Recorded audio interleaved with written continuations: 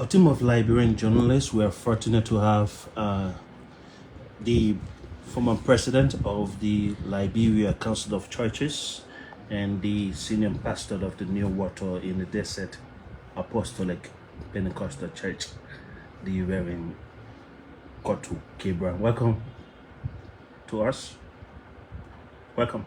Thank you. All right, we are here purposely to speak on why I should welcome you because you're on the campus of New Water in the Desert. we are here purposely to speak on a wide range of national issues, beginning with reconciliation. Liberians on yesterday celebrated Unification Day. We'll briefly look at that, and as well as the resolution reached by members of the House of Representatives, the elected or new speaker, along with other national issues. Let's begin firstly with unification. Liberians from all walks of life, home and in the diaspora, observed another Unification Day on May 14th. What have you observed so far in terms of a unified country? Well, first and foremost, that our forefathers were concerned about we Liberians acting together as one people, and so they took some steps, which includes this National Unification Day observance, which is a reminder actually to all Liberians, all of us, that we are one people. We didn't choose to be Liberians. God made us Liberians. We're divided in several tribes or ethnic groups, you would say. And the challenge is whether or not we are able to overcome those diversities and pursue a one country goal, one nation goal, a national agenda, in spite of our differences. And I think so. National Unification Day is I think it's a good reminder. Sometimes they call it Integration Day. And I don't know what was on the mind specifically of the president at the time, but the fact that he thought that we needed to do something as part of the efforts to tackle our political, economic, and social disparities, that we needed to remind ourselves every year of the need to do that. I think it's welcoming. But national unification is about integration. We presenting ourselves, projecting ourselves as one people. So then it becomes a way of life. It can't be an annual holiday. It has to be an everyday, everyday issue. Every day we have to be sane, to be taking actions, to be able to pull us together, unite us, integrate us. Every day we have to be sane, to be overcoming the challenges that we face, whether they're political, economic, social, that we want to undermine our attempt to want to be a united country, integrated, people. And of course, you can raise the question of whether 65 years later or so, whether we've been able to, how much of that we've done. Because in the last 65 years, don't forget we had a civil war, and but some people argue that maybe tribalism is not as strong as it was, maybe many years ago. Maybe that's true. Maybe it's, but we can do a survey. Maybe we should do a survey to find out what has been the impact of national unification on our, on trying to address the political, the economic, and social disparities that existed in our country before that holiday was promulgated. maybe we should try to study that and have a debate, have a conversation, have a survey, and see the level of impact of national unification on our everyday living. But it's no doubt that coming from where we came from, civil crisis, that national unification became even more and more a necessity. You know, we can't build Liberia much easier if we don't see ourselves as one people. If we are more focused on promoting or projecting ourselves as people who belong to political parties or to tribes, then as people who belong to one nation, you know, undivided, indivisible, with liberty and justice, you know, for, you know, freedom and fairness, liberty and justice, freedom and fairness, you know, for all. I think it's the goal. The goal is that we can deliver on freedom, we can deliver on fairness, you know, for all. Have we achieved that? Or are we striving towards achieving that? Are Liberians actually united or heavily divided under this administration? I think some of the division you see, some of them they're not genuine. You know, they're not genuine. You just got some Liberians who just noisy. You know, they just like to make noise. You know, and they, you know, it's like trying to get a government official off the Facebook. You know, where that official believe that they have to post every day. You know, it's not ordinary thing.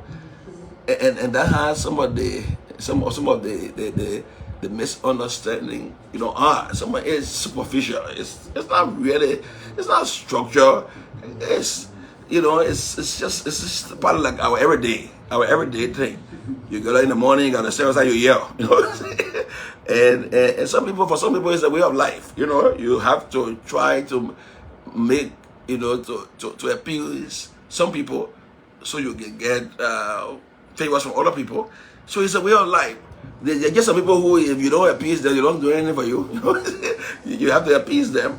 You gotta be, you know what the Chinese say, they say the Chinese say the enemy of my enemy is my friend.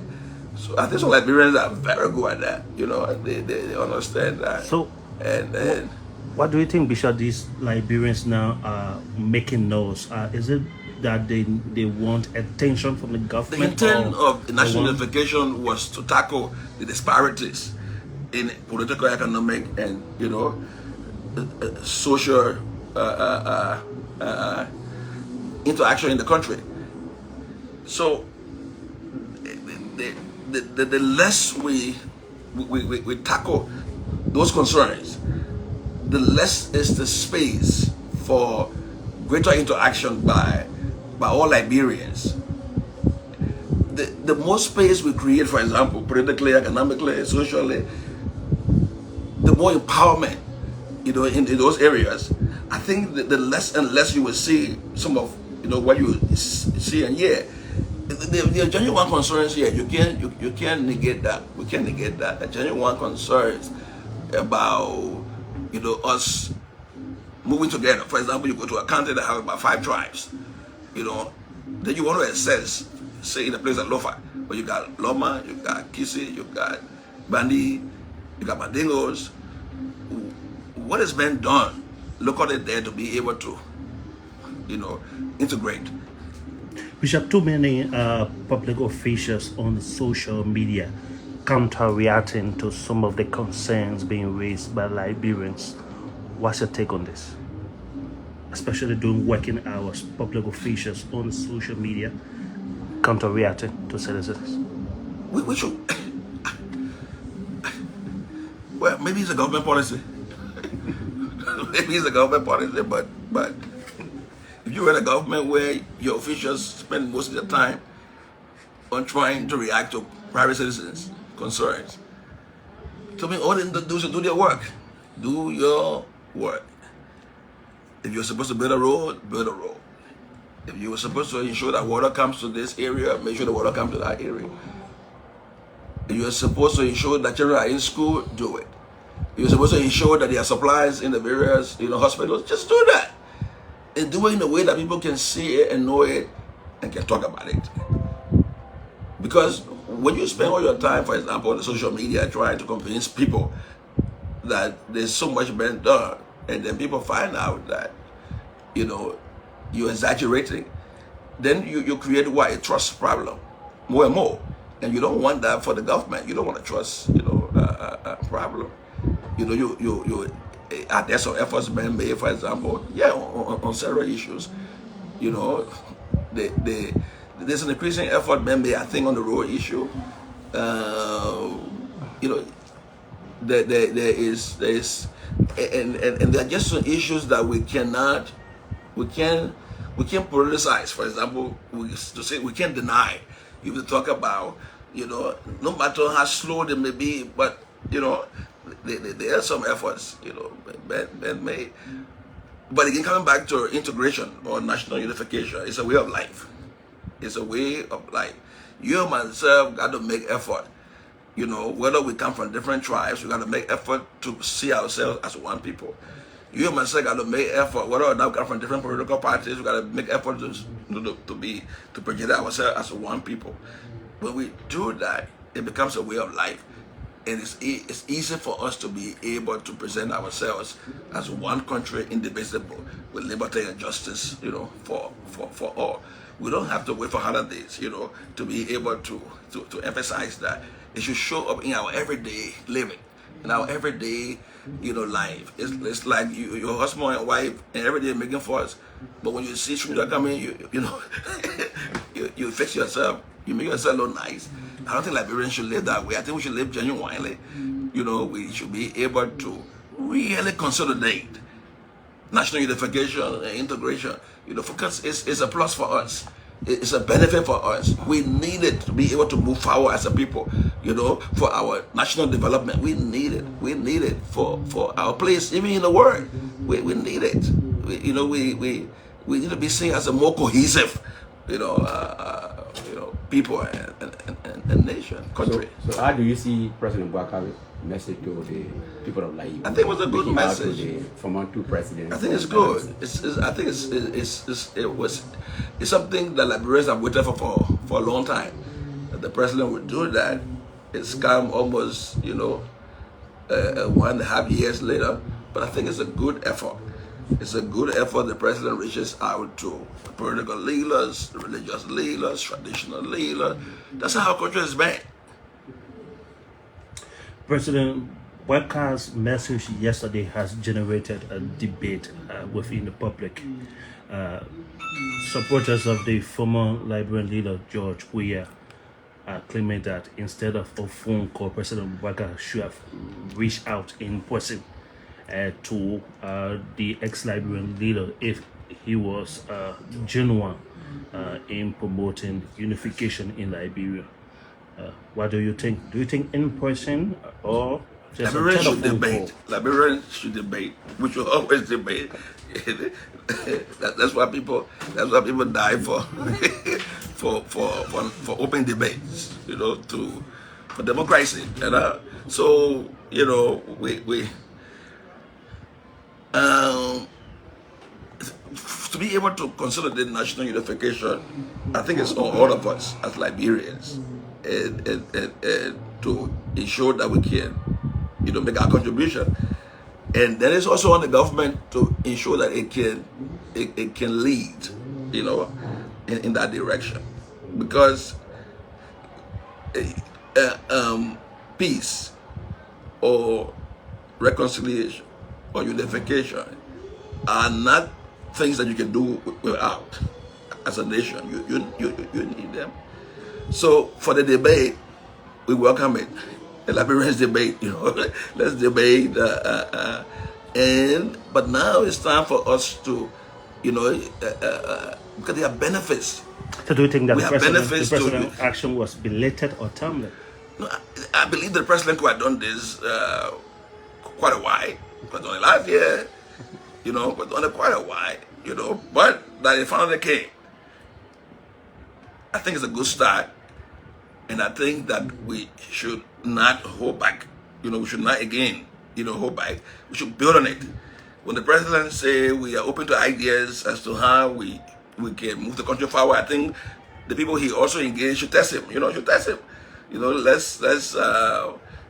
I'm not read all the messages. So I can comment to what President Walker said and President. We have said all of that. I've not read all of that. So but what I can say generally is what I'm saying. If President, for example, Walker says to the religious community that we're open to ideas as to how we can move the country forward, I think we should take him at his word and proffer our ideas. Don't you think it's prudent enough for these two leaders to at least grace a public event or initiative as a sign of promoting unity among Liberians? Don't just make Liberia about Joe, we are Mr. Walker. And all leaders, we should cultivate an atmosphere here that will enable our national leaders to interact more freely, offer suggestions, and take joint actions.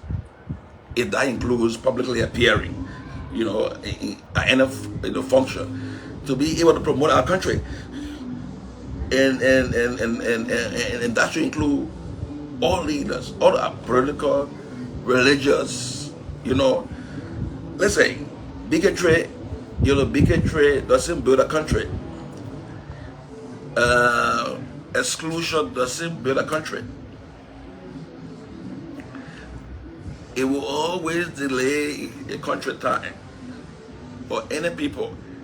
Do you think this is happening under this government? No. I'm making an analysis.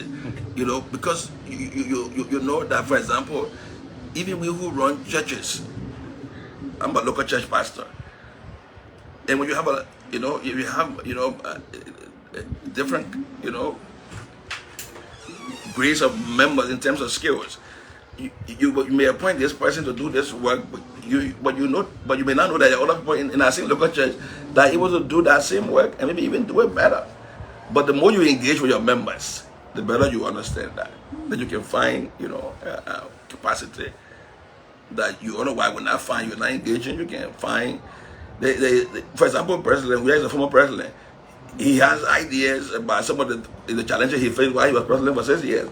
That just engaging between he and President Boakai, that President Boakai could draw wisdom from some of those experiences, or Mrs. Shirley, or people like say Alex Cummings, who come from the corporate world, the vast ideas. So do you think that leaders are not just reaching out to one another? I think our leaders have been weak. Our leaders need to do more. Our leaders need to work in the interest of the country, the nation, the people. I think they've just been weak. Let's say, what complaints have we not heard yet? For example, over the last, say, 4 decades. But what we need now is very great leadership. People who will rise up above, the ordinary and do some extraordinary things. That's what we need now. Imagine speaking to somebody is a major issue in Liberia. that should be one of the easiest things for us to do. There are people who can speak, but they can't work together. But yeah, the achievement we want right now is just for us to speak. And we should speak. I think President Bakaku had done this quite a while. I think we should try to overcome some of this weakness and put strength into what we want to do, strength into our engagement, so that we go. Listen, we're not only for watching ourselves. Other nations are watching us. Other people are watching us. The news from Liberia, they say, what do they say about the newspaper? They are the first pages of history, right? So every day the newspapers are writing. They're online. People are writing the stories of Liberia. You're reading the stories right over Liberia. People want to know what's happening in the country. All of that they say, also can affect investment in the country. The level of engagement or involvement in the country. So it's not interest. All right, Bishop, let's deviate a bit. The crisis at the House of Representatives has ended with the election of a new speaker. Speaker Rachel Kuhn the right way.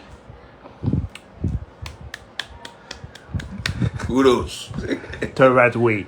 Now, what do you think needs to be done? First is to congratulate. Reoccurrence First is to of the congratulate crisis that led to the burning of First the is to Capitol thank building. God, thank you, that we finally got this crisis resolved. And that the resolution of this crisis shows us that our conflicts are resolvable if we just make some little efforts. So we have to thank God, for this resolution. We have to congratulate the new speaker. Mr. Speaker, now you will take a legal seat, and we congratulate you and we wish you the best. We pray for the success, of your leadership.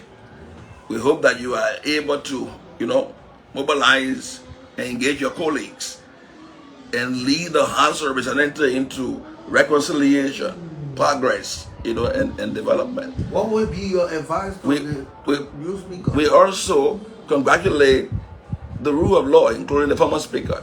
The election result shows that if the former speaker didn't resign, they would still be in this hot and pool, because the speaker won for the 3 votes and required for the now to remove the speaker. So we congratulate the former speaker for making the ultimate sacrifice, to resign. And the rule of law caucus, I think they stood their grounds. They held on to what their position was. Congratulate them. Then we also want to congratulate the Supreme Court. That landmark clarification that brought all kinds of buts. But the Supreme Court, I think, acted responsibly, and I think they're going to go down in history, as a responsible bench of the Supreme Court, because they stood for the rule of law. The rule of law. There were many arguments about whether or not that was the right thing to do, or was the right way to go, but in the end, we realized it was the right way to go. In the end, the speaker resigns, and the two speakers go to, section, and recuse themselves from, leading or presiding over the House, and then the deputy speaker takes over, and the elections are held, and the speaker wins, and is, installed into office, inducted into office. Do you share the view of others that the Supreme Court of Liberia could somehow be held responsible for the delay in finding an amicable solution to the crisis at the House? First and foremost, you hold the House of Representatives responsible for the delay.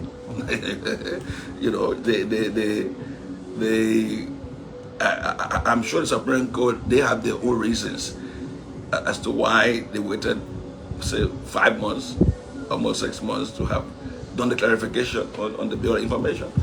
But you can't take it away from the lawmakers.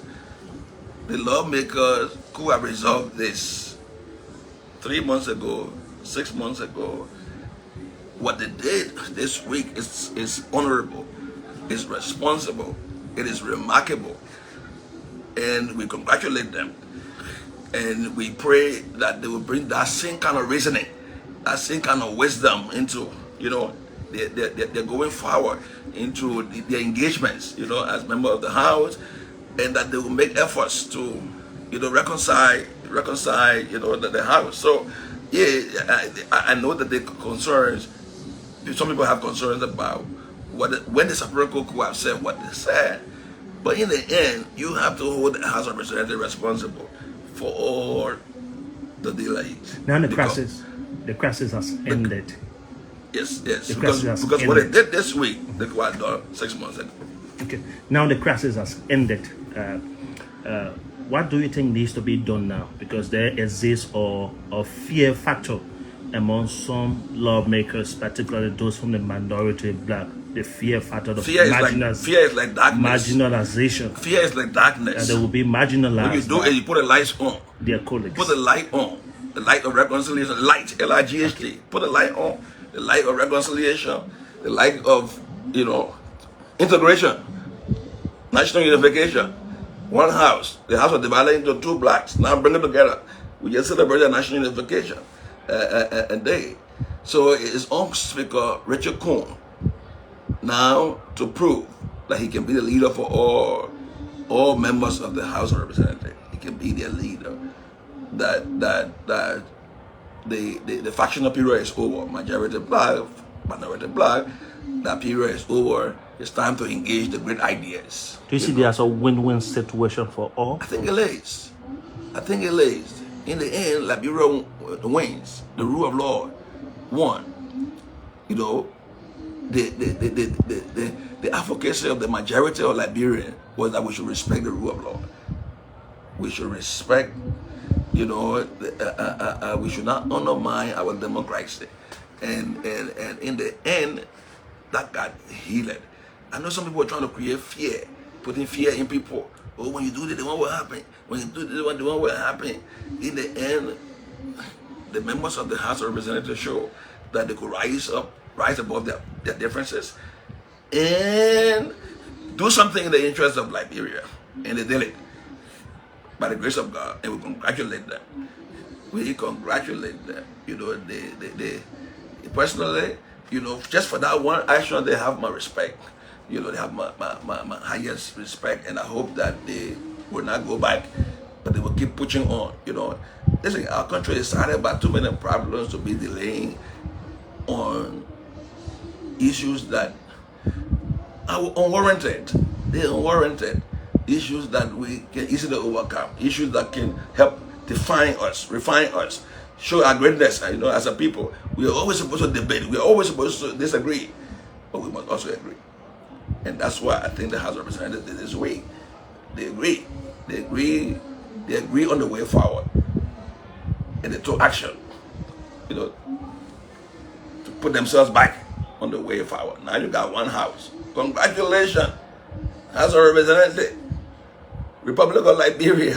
Why would you suggest or recommend now to avoid a replica of what transpired? Just avoid it. Just avoid it. The last 7 months, not good months for the House of Representatives. We just need to avoid it. We need to do things, number 2, that we avoid it. Do things that we avoid it. You know, keep consultations going, keep engagements going. Do you think that this is being a new political phenomenon in Liberia, the continuous, consistent removal of speakers? I mean, it's It is tough for Liberia. It's unwarranted. Sometimes it's just...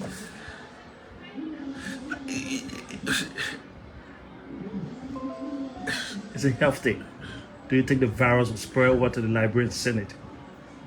I don't know. I'm not engaged in that. I'm not engaged in that. And what we want to see our lawmakers do is to take action to promote access to opportunities for ordinary Liberians. That's what we want to say. To spend their time, you know, working on issues like those. Then and you know what? For example, what happened to Kofi? Just in 6 months, he took over in 6 months, and they say, yeah, you know, he didn't say the place, the man, it too bad, you know.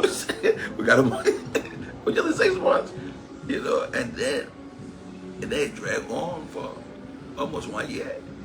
Actually, in the actual sense, you know, from June last year and all the way to May this year, almost 1 year, you know. And there's something about, you know, we Liberians, for example, when they start taking that resolution, people saying, hey, you know, there will be no other thing to be done now. That will be the focus now. Every day, my man, you sir.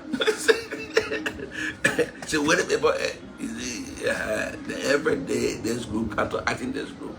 But I'm glad we passed all of that now. And they should take steps to ensure we don't go that way. That way is a wasteful way. That way is unwarranted. That way is just a delay for the country. That way just makes the country more acrimonious. You know, accusations and counter accusations, blames and counter blames. People, you know, just go at one another. But like they say, you know, we're looking forward to people in the house. Most of the people, they are friends. They should be able to come together easily and then craft a national agenda and for the way forward. We wish people home well. We pray that, you know, his leadership will be able to leave a legacy there, you know, in the House of Representatives, in the or legislature. That, you know, there was a crisis, and, you know, we took over after the crisis, and we brought everybody together, and we were able to forge a national agenda for Liberia, and we gave God the glory. Well, Bishop, let's briefly change the topic of discussion. There's a new phenomenon when it comes to economic sector sweeping the West African region, where politicians are demanding that concession companies make finished products for exports. Liberia is no exception. That means signing off a lot of agreement and establishing a lot of companies in Liberia, from Western Liberia to the East. What's the position? Liberia continue? My position is simple. Liberian resources should benefit Liberians. Liberian resources should leave Liberia out of poverty. That's a measurement. Liberian resources should create more schools. We hear the World Bank is about to build 100 new schools. Thank God. Congratulations. Can our resources help us, we ourselves, to build about 100 new schools?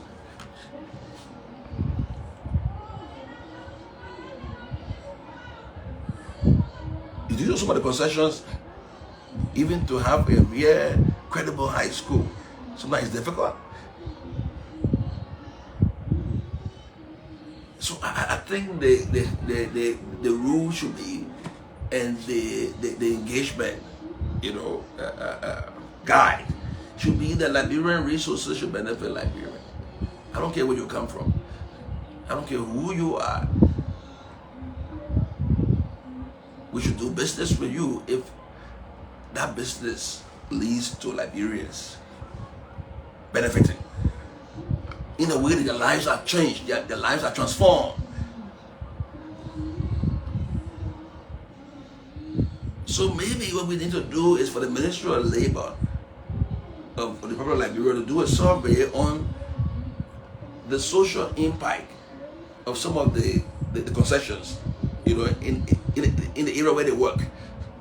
How much, you know, what percentage of poverty is being reduced? For example, where beer mountain is, where Salamita is, we see the jingles, you know, we hear them, but do we have the data, the research, the surveys to show that these companies actually are having impact on our people? Well, it's Western cluster, or it's wherever, you know, Golden Vereda. What's the level of impact? Maybe the Ministry of Labor needs to do a survey, you know, so that we can know whether or not these companies are performing. It can't just be general terminology. You're talking general things. You share the view of others that these concession companies are allegedly maximizing profits to the detriment of the citizens. That shouldn't be it. That shouldn't be it. For example, if you have gold in your village, and the broad company that take all the gold and all the houses stay the same. you got thatched houses in your village, and you got gold in the ground, and the broad company that take all the gold from in the ground of your village, and the village still, you know, still got thatched houses. Is that a good policy? Is that a good policy? What kind of policy is that? That you got a whole town that is full of, you know, thatched houses, all zing and blah, blah, blah. And that town is producing, you know, tons and tons of gold. It's been so overseas in that place. Still, it stays that way. What kind of policy is that? So are you calling for revision of the concession agreement? I think we should. Listen,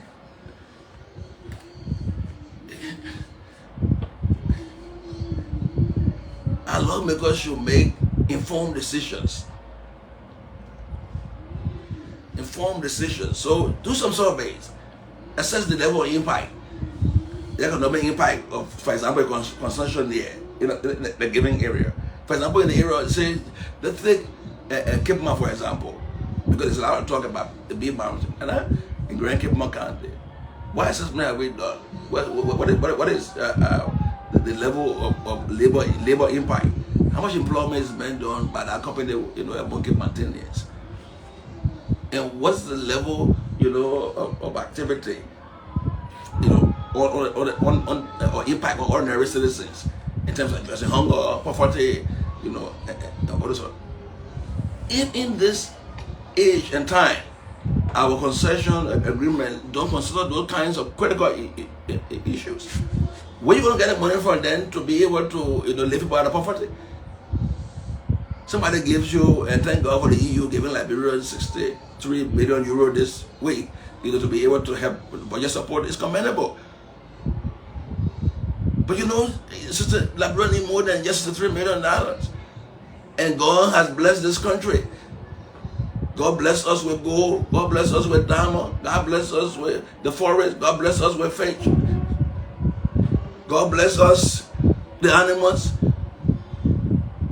So it's about time that we really sit down and decide on how all these resources that God gave us, how we can use them to live the life of our people up. Despite these resources you just mentioned, many people see Liberia as a poor country.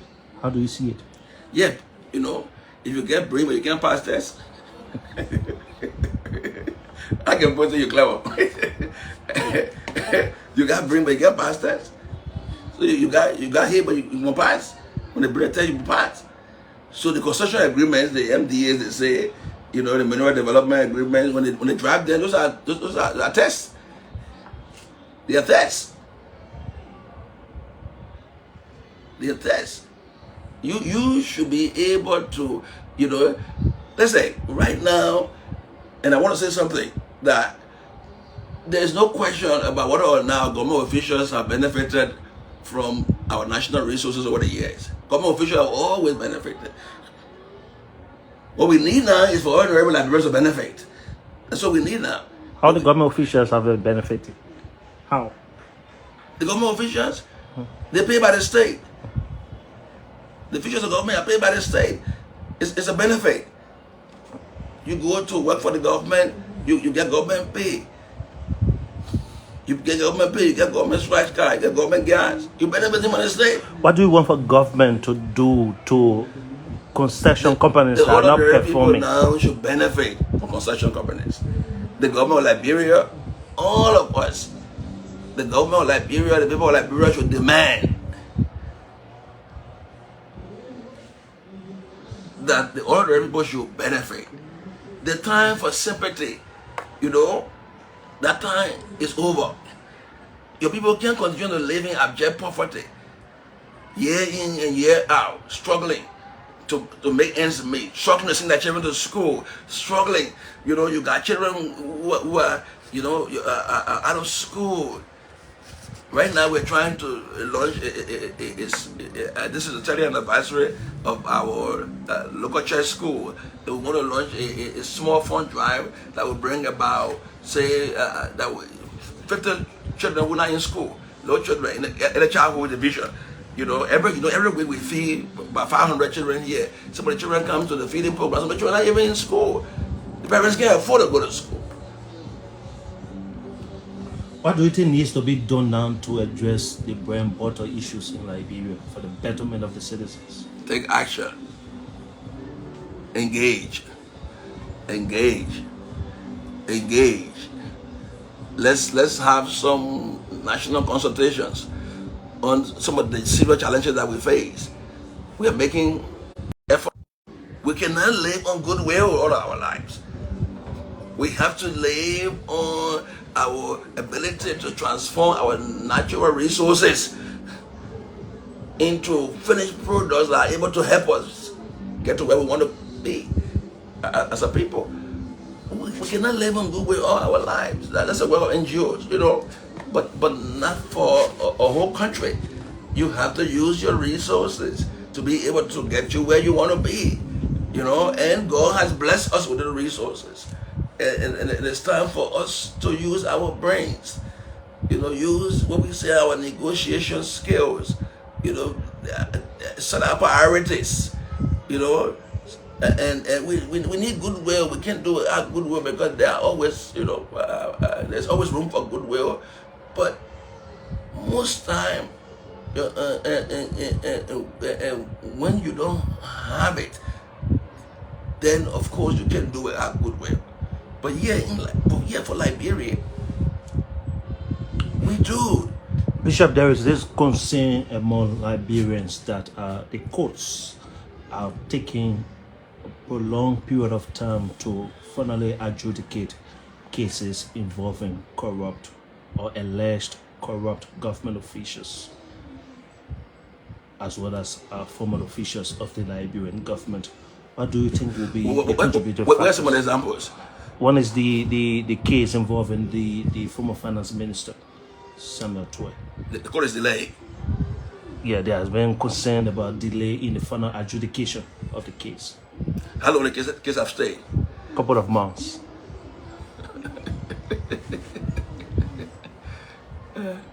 So first and foremost, the prosecutor is not supposed to take a case to court if he does not have the evidence. One, you know, I'm not a lawyer, but as a preacher, you know, I know that when you start an investigation in the church, again, anybody, you must, you know, have the evidence, you know, to be able to present to the person. And number two, you hope that, you know, that the investigation can be, you know, accelerated, unless that there are the procedural issues. And sometimes in the court you got procedural issues. You got the defense saying, and then the prosecution say, and you know, the usual court jargon. But the courts are critical for peace and stability, and I know every judge knows that. And the Supreme Court understands that too. And the courts are critical for communal living, for peace, reconciliation, and stability in every community. So it's important, you know, that, you know, even the courts, you know, are cognizant of that. So, you know, sometimes Liberians, there are a lot of allegations, and sometimes you have to go and really look into them, you know, to find out whether or not, for example, somebody make these allegations, and you can just jump onto them. You got to, you know, try to find out. So maybe we need to try and find out. We need to try and find out what is really happening. You're a journalist. You can go to the court and find out that there are concerns among Liberians that cases have been delayed, especially political cases. Political cases, are there political cases yet? Or cases of former government officials? But just a few months, you know, just in a few months. Some cases can last 5 years, you know, and some cases go beyond that. Go find beyond information when, how many months? 3 months. How many months? 7 months. 5 months from December to May.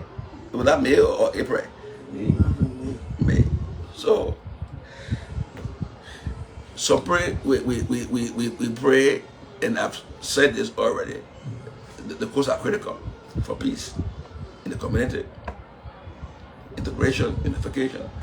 The courts are critical for the national dialogue, and I think that, you know, the courts understand that when a case is brought before you, that, you know, the way you handle the case, the judgment you make, or that set precedent, you know, for the country. And, you know, all we can pray and hope is that the right things are done, because justice is supposed to be, they say what? Black, eh? Yeah, it was. Okay, Bishop, let me just bring your attention to the huge salary by some heads of public and state-owned enterprises. Where ever since the government said they were looking into that, so maybe the press people should go ask the government on that. There was many months ago, there was an outcry about huge salaries in Liberia, and the government, I think, said they're putting together some inquiry or something to be able to look into, you know, the salary issue. But don't forget, at that time we said the huge salary is not just now. It's been there ever since. It's been there ever since. So you have to address it as a national concern. But listen, these are some of the things that the legislature should be doing, and the legislature should be doing. You know, organizing these public hearings, bringing people to look at all these issues and coming up with proposals, you know, that they can make to the executive that based on our assessment as representative people, this is what we see and we think that, you know, we should be able to do it this way. That's what some of the things that lawmakers should be doing. You know, and sometimes we blame the executive for some of the things that the lawmakers, you know, and should be doing. But don't forget, the lawmakers, they have oversight responsibility. The legislature has oversight responsibility over the other, you know, two branches, you know, of government. So let's hope and pray, you know, that there was some kind of talk before about some kind of process to be able to come up with some kind of proposal to harmonize the salary issue. Let's hope and pray that, you know, that can still be a possibility. What's the final comment? That as citizens, it's like we are married. You're Liberian, you have a stake in this country. So you have a contribution to make. So the government should be engaged with us and we should be engaged with the government. That's why we have these public interactions. Our voices should be heard. But we should also be willing to want to work along, you know, on issues that are able to help drive our country, you know, forward. The debates are good and we welcome all the debates. We should debate. We should exchange ideas. But we should agree in the end, like the House of Representatives done, you know, and we recognize them again. And we pray that, as, you know, we're going to July 26th. We're celebrating the 178th independent anniversary. Can you imagine that? We'll be 178 years old from 1847 to 2025, 178 years old. We're an old country, and we should act old. We should act responsibly. We should take care of our citizens. We should review all these concessions that may not be working in the interest of ordinary Liberians, so that ordinary Liberians' lives can be lifted. There is no argument in Liberia about the officials of government benefiting from the state, but it's time for the citizens to benefit from the state. Ordinary Liberians need to benefit from the state, and that is my appeal is to the authorities and to all Liberians that continue to work for peace. And you know, you see what happened in Nimba since the election, everything went quiet. So you see what happens. We disagree, we agree, and we all accept the results. We commend them also. Thank you. God bless you. And we pray for Liberia and our government and our people, that God will continue to grant us His grace and His blessings to be able to move our country forward.